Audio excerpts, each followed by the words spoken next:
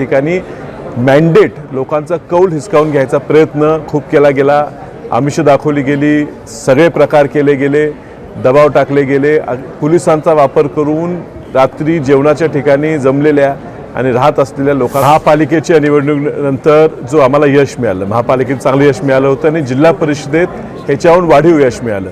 आम्ही लढत असताना भाजपला जे भाजप म्हणत होते की आम्ही 34-35चा आकडा काढू, त्याला 16च्या आकड्यावर रोखण्यात आम्हाला यश आलं।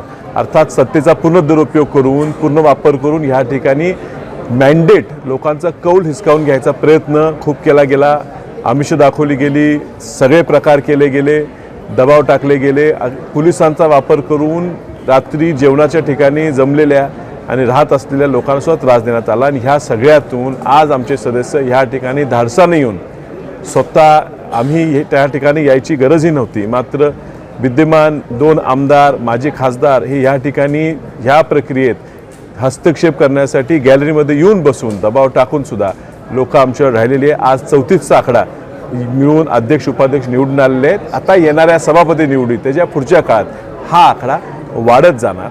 आज ह्या ठिकाणी राजाराम बापू ह्या जिल्ह्याचे ज्येष्ठ नेते होते आणि त्यांच्या कुटुंबातले संगीता पाटील ह्या अध्यक्ष झाला, ह्याबद्दल निश्चित आज आम्ही एकत्र काम करतोय।